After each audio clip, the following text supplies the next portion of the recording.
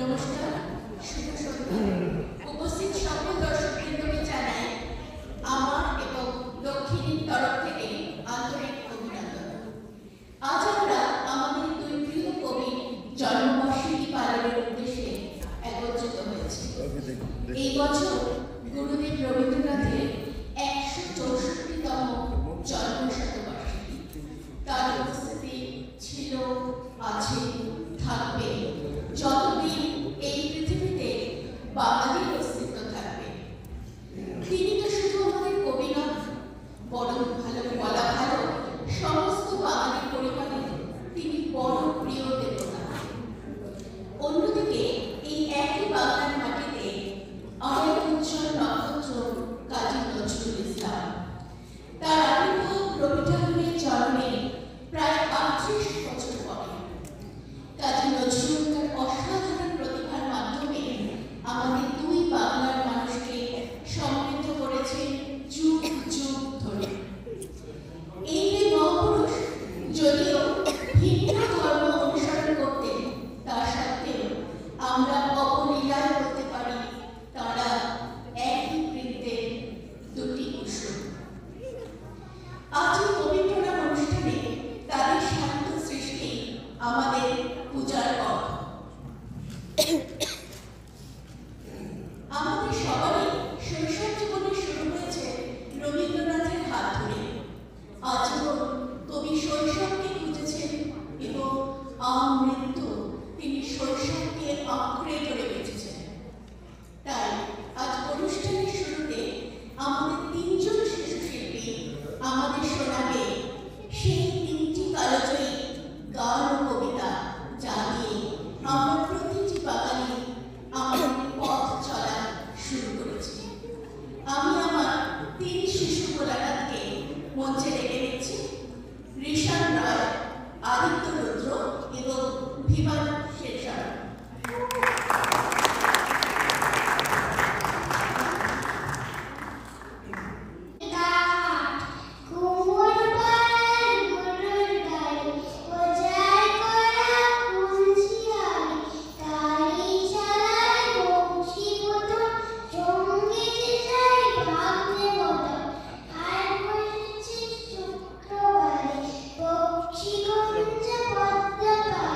চিনি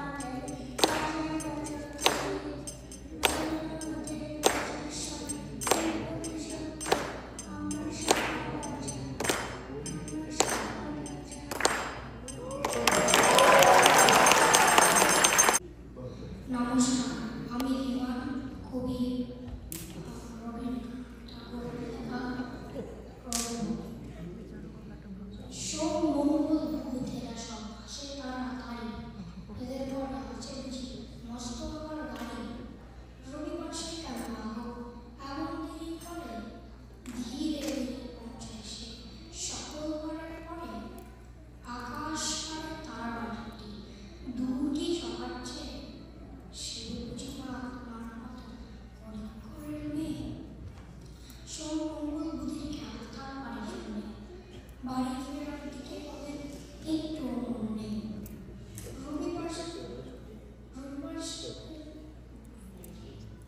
রবিবারকে যে আমার ভীষণ খারাপ করে, গল্পগুলো বাজায় যেত আধ ঘন্টার পরে। আকাশ পারে বাড়িতে তার হাজার চলছে, সেই বুঝি মা তোমার মতো ঘরের মেয়ে। সব মঙ্গল বুঝে যেন মুখগুলো সব হারে, ছোট ছেলে সব ভীষণ আড়াল। কিন্তু শুধু রাতের শেষে জানিয়ে যেদিন রবিবারের মুখে দেখি হাসি আছে যাওয়ার বেলায় যাচ্ছে ওদের মুখে চেয়ে, সেই বুঝি মা তোমার মতো গরিব ঘরের মেয়ে। নমস্কার। ভালোবাসা আর অনেক ধন্যবাদ আর অভিনন্দন তাদের বাবা মাকেও। ছোটবেলা থেকে আমরা বড় হয়েছি রবি ঠাকুর এবং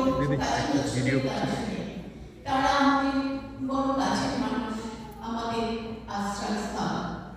মঞ্চে ডেকে নেব আয়ুষ গোস্বামী, পূর্ণতা আচার্য এবং দিশান বিশ্বাসকে।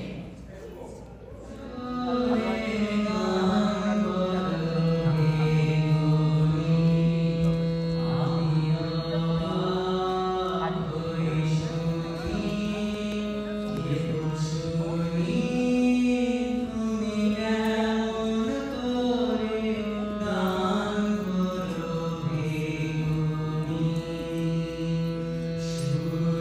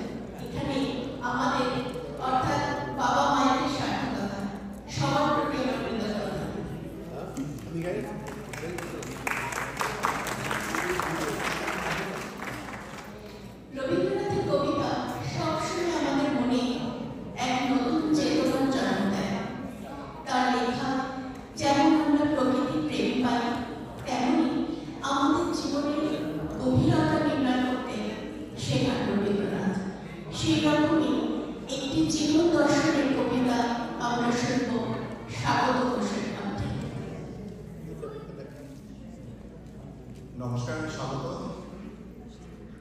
কবি রবীন্দ্রনাথকে আর কাজী নজরুল ইসলামকে সশ্রদ্ধ প্রণাম জানিয়ে শুরু করছি।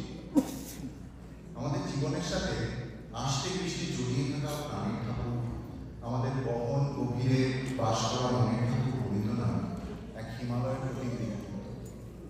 রবীন্দ্রনাথের সৃষ্টিশীলতা, বিশ্বমানবতার ধারণা এবং তার উদারনৈতিক দৃষ্টিভঙ্গি আজকের বিশ্বে দৃষ্টান্ত। তার মৃত্যু 84 বছর পরেও তার কলম আজও গভীরভাবে প্রাসঙ্গিক ও বহুমাত্রায় সমসাময়িক। রবি ঠাকুরের এমনই একটি সমসাময়িক লেখা নিয়ে আমার আজকের আলোচনা।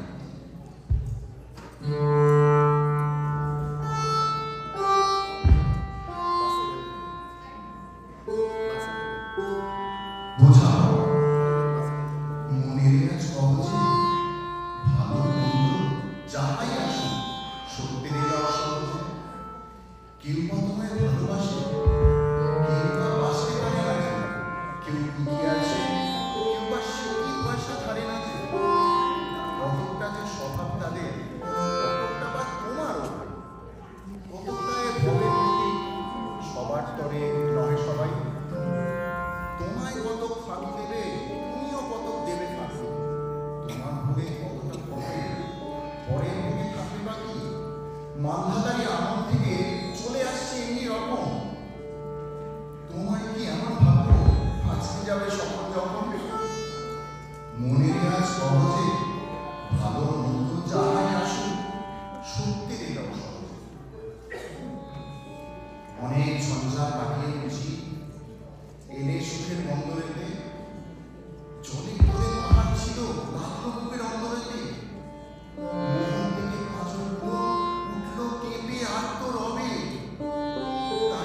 সবার সঙ্গে ঝগড়া করে মরতে হবে? ভেসে থাকতে পারো যদি সেটা সবার চেয়েছে, না পারো তো বিনা বাক্যে টুক করে ফেলে যাও। এটা কিছু অপূর্ব নয়, ঘটনা সামান্য খুবই। শঙ্কা যেটাই করে না কেউ সেইখানে হয় জাহাজ। মনের তাই কবচে ভালো মন্দ যাহাই আসুক সত্যের নাও সহজে।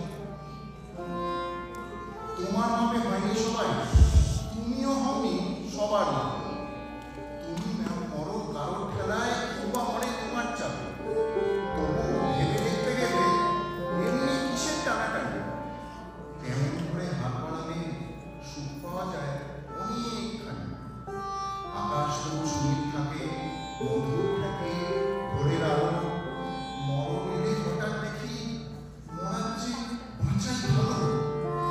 যাহার নামে চোখ বুঝিয়ে বহিয়ে দিলাম অশ্রু সাগর, তাহারে বাদ দিয়ে দেখি বিশ্ব ভুবন মস্ত ডাক। মনের তাই কবজে ভালো মন্দ যাহাই আসুক সত্যি না সহজে।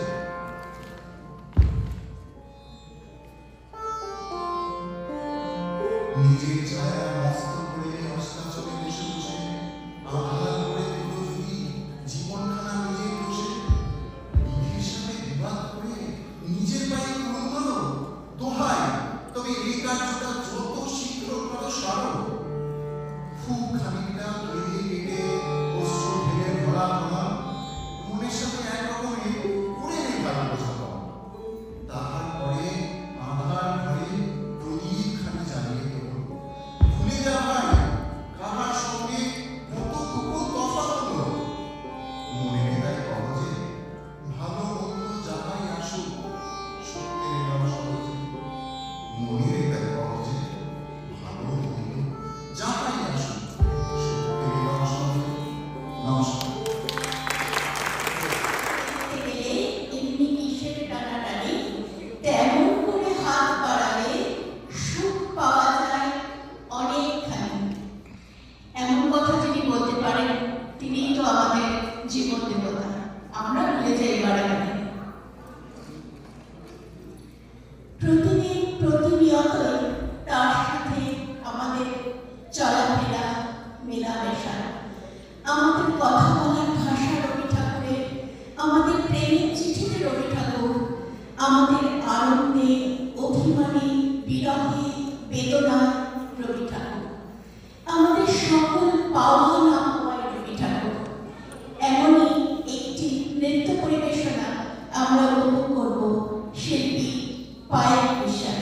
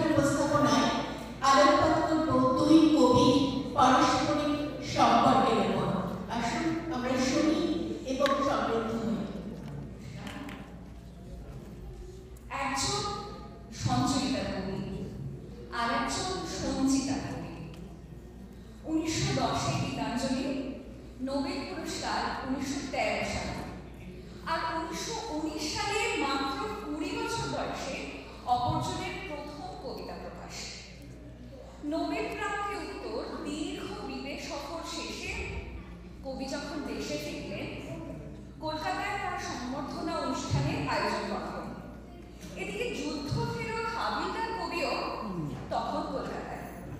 হঠাৎ তিনি অবাঞ্ছিতের মতো ওই অনুষ্ঠানে হাজির হয়ে শটান মঞ্চে আসি গুরুদেবকে প্রণাম সেরে নিজের পরিচয় দিয়ে নিঃশব্দে নেমে যাচ্ছিলেন। রবীন্দ্রনাথ খপ করে তার হাত ধরে টানলেন, না নজরুল, নিচে নয়, এই সভায় আমার পাশেই বসবে তুমি। 60 বছরের বিশ্বকবির পাশে 22 বছরের বিদ্রোহী কবি। 22 শ্রাবণ 1348। গুরুদেবের মৃত্যুর পর আকাশবাণী থেকে নজরুলের সরাসরি ধারা বিবরণ। শোকে অভিভূত কবি তাৎক্ষণিক রচনা করে শোনালেন, রবি হারা